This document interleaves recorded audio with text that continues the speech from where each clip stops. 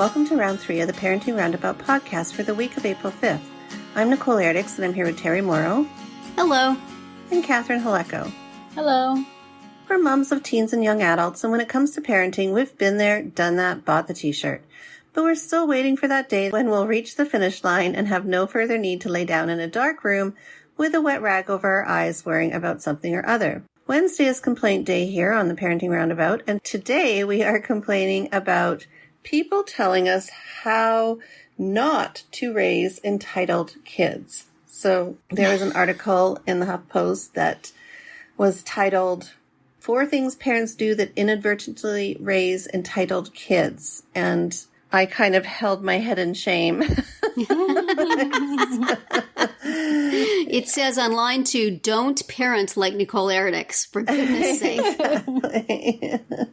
So personal. Well, compared to how I feel I was raised, my kids certainly look entitled. But I like to think that they're, they're not overly.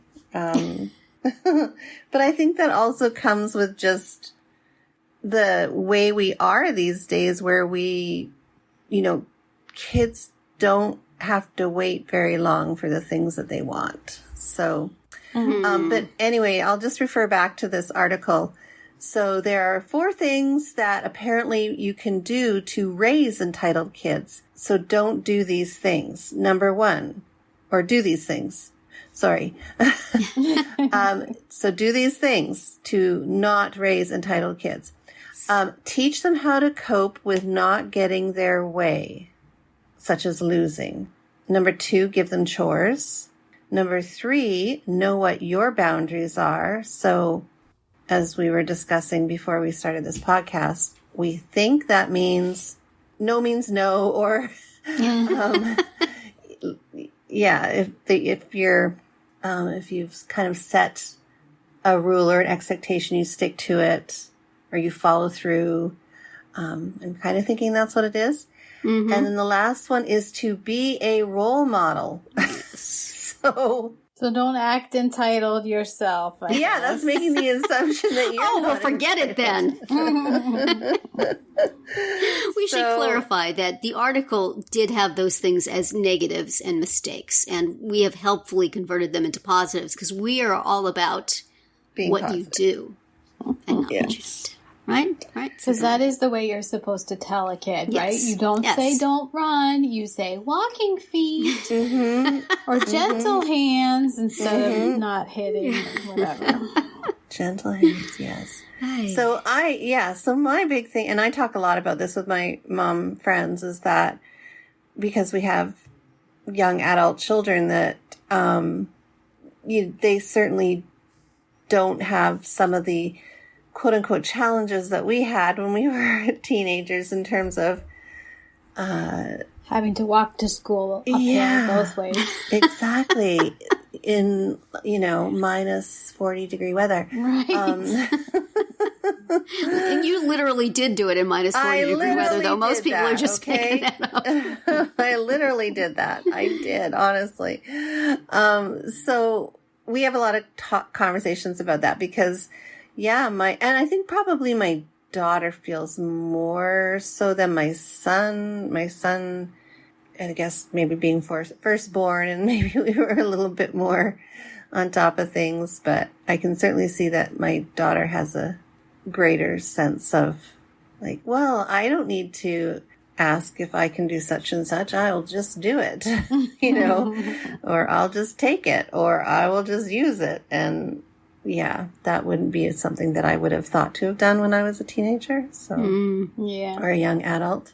And I think that they have access to more stuff, like more material stuff these days, because things are just so much more accessible, like not expense wise, but just the amount of things that are out there that, they're easily accessible. Like you don't have to go to the mall to get it. You can just get it online on Amazon. True. It just takes one click, and does it matter that that's getting charged to mom and dad's credit card? Nah, it doesn't matter.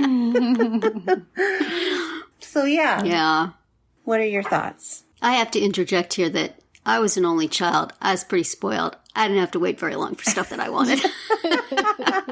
I probably wait longer now because I make myself wait. But in all transparency, these are all fine parenting strategies. You absolutely should do all of these things. That's fine. The entitlement part of it, I mean, that's such a buzzy word, and it's used to mean whatever the person writing the article that day wants it to mean. And the thing that I get caught up with it, I have no trouble doing these things, and I do these with my kids, and I teach my kids to delay gratification as much as I can, and give them responsibilities and do all of these things. I think those things are really important. How good I think I role model pretty good. I don't usually have the newest phone or the most expensive one. I'm not that into stuff, but we want our kids to not be, quote, entitled, unquote, but we also want them to be self-confident. We want them to make choices. We want them to feel good about themselves. We want them to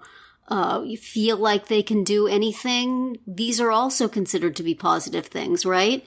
Mm-hmm. And yet it's kind of the same thing as, I don't know quite where the line is between unacceptableness of those things and acceptable. I mean, we want our, kids to stick up for themselves, but at what point does that become entitled? A strong self-respect can look like entitlement, but self-respect is good, right?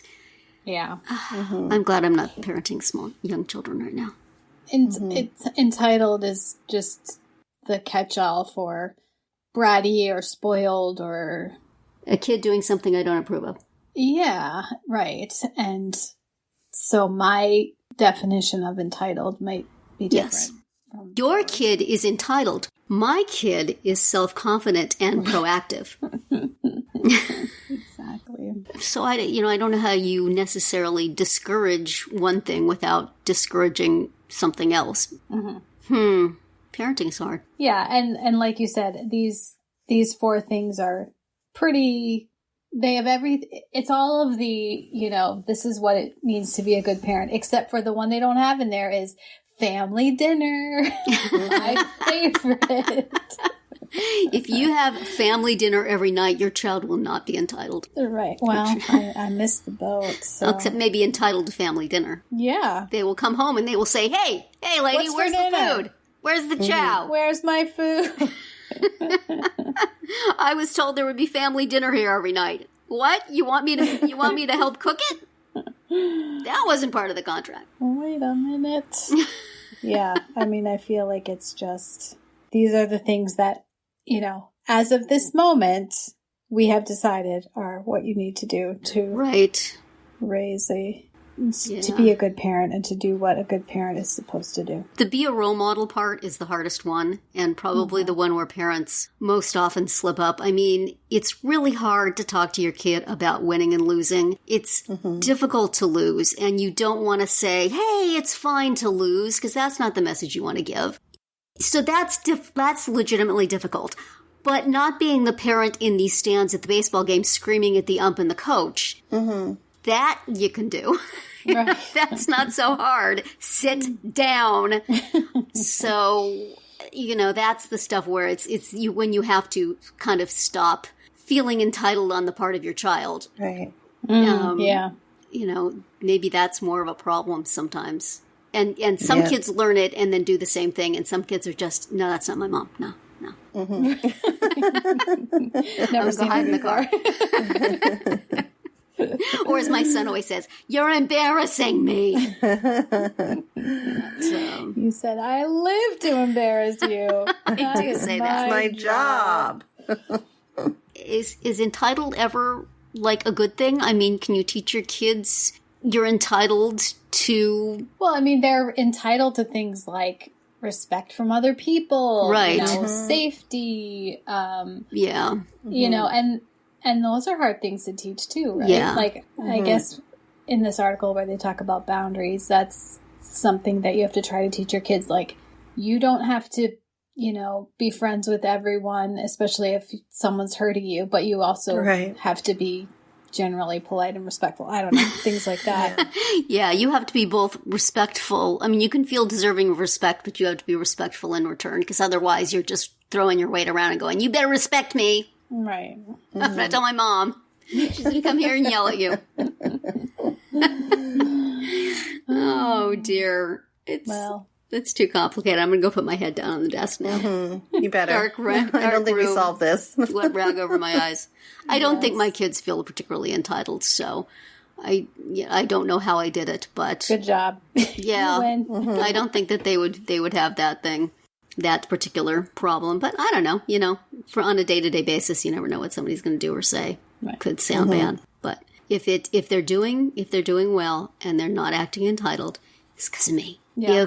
If they are acting entitled, it's because of the culture. They watched too much, they saw TV. They saw bad role models on TV. There's Friends. It was Friends. Yes, as with everything, it's complicated. It varies. It changes all the time. So that's it for today's round 3. You are entitled to come back tomorrow. If you would like, we're going to obsess about old-timey things that mean nothing to our kids. And then on Friday, you can come back and see what we've come up with for our Roundabout Roundup picks this week. Find all our episodes at parentingroundabout.com and talk back in the comments there on our Facebook page or on Twitter, where you'll find us at Roundabout Chat.